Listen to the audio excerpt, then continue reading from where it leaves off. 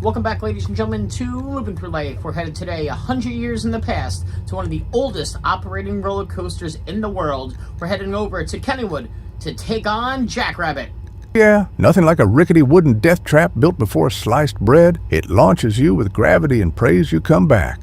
I mean, it may look tame, but that double down with that serious airtime really sends souls out of their body. Kinda like your ex, except Jackrabbit has a better track record and doesn't ghost you halfway through the ride. At the edge of Pittsburgh, nestled in the historic hills of Kennywood Park, lies a roller coaster that has defied time, gravity, and modern trends for over a century. It doesn't have a flashy launch, no 200-foot drops, no record-breaking stats.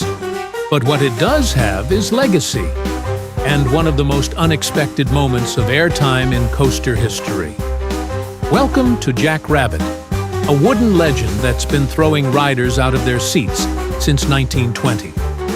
When you think of the Roaring Twenties, you probably imagine jazz clubs, flappers, and speakeasies. But while all of that was happening, Pittsburgh's Kennywood Park was carving out a reputation as one of America's premier amusement parks, and Jackrabbit was its wild new addition. The coaster was the brainchild of John A. Miller, a revolutionary in coaster engineering. And we're not using that word lightly. This guy was the Tesla of thrill rides. He held over 100 patents, and one of them changed roller coasters forever: the under-friction wheel. Or, in plain English, the reason coasters today can even stay on the track. Thanks to Miller's innovation, coasters could finally feature airtime, steep drops, and thrilling elements without flying off the rail. Jackrabbit was one of the very first to showcase that power. Jackrabbit doesn't waste time pretending to be something it's not. There's no slow crawl up a chain lift. Instead, it dives immediately into the terrain, using the natural hills of the park to gain momentum. That's what makes this a terrain coaster, and one of the earliest examples of it done well. The layout is deceptively simple. After a curved drop out of the station and a few gentle curves, the train hits its signature feature, the legendary double down. It's 2 consecutive drops with barely a moment to catch your breath in between. And with only a buzz bar lap restraint, your butt is absolutely leaving that seat. And here's the kicker. Because of its manual braking system, the speed you hit the double down with can actually vary, meaning you never get exactly the same ride twice.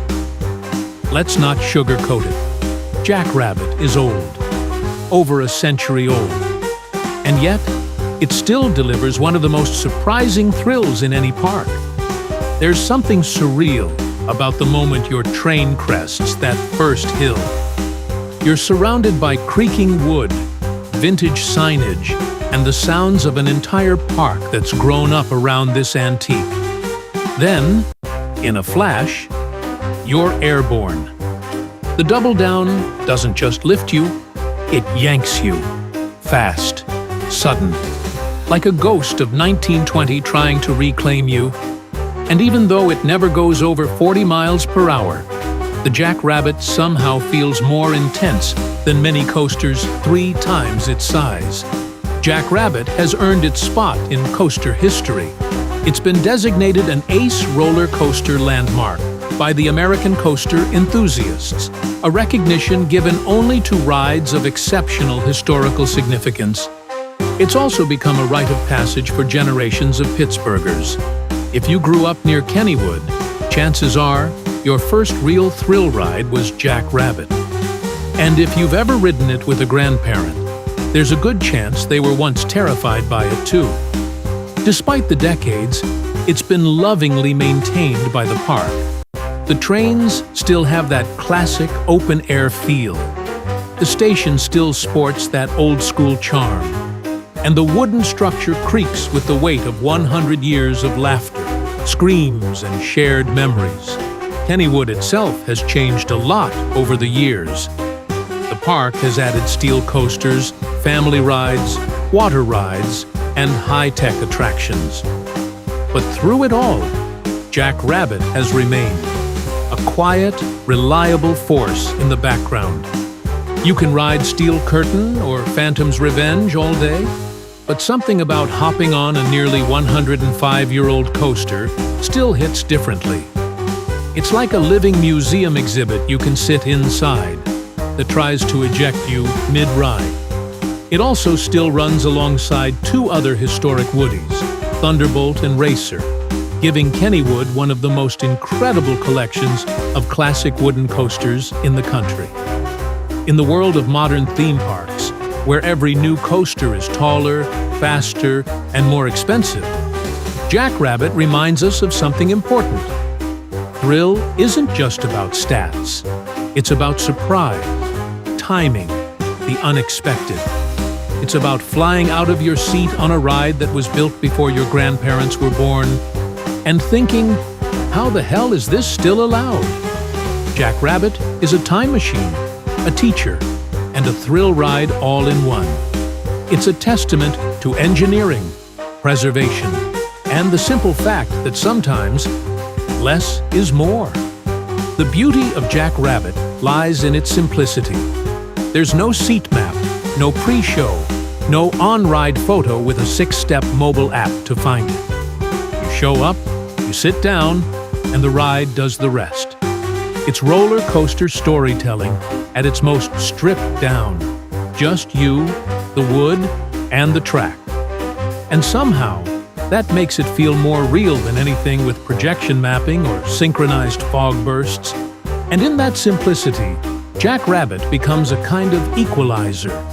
It doesn't care if it's your first visit or your 100th. If you're a die-hard coaster enthusiast or someone dragged in by your cousin from Pittsburgh, when that train crests the double down, everyone lifts out of their seat the same way, with wide eyes, open mouths, and that sudden, shared realization, whoa, that was way more than I expected. Jack Rabbit isn't just a relic. It's proof that thrill rides can stand the test of time if they're built with care, smarts, and just the right amount of chaos. While most coasters from its era have been torn down, Jack Rabbit is still hauling excited riders through those wooded hills every season.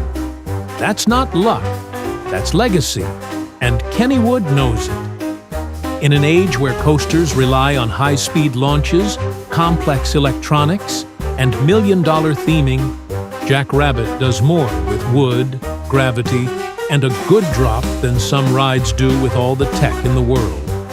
It connects generations, grandparents, parents, and kids, all screaming over the same double down, all holding onto the same buzz bar, all grinning like idiots when the ride ends.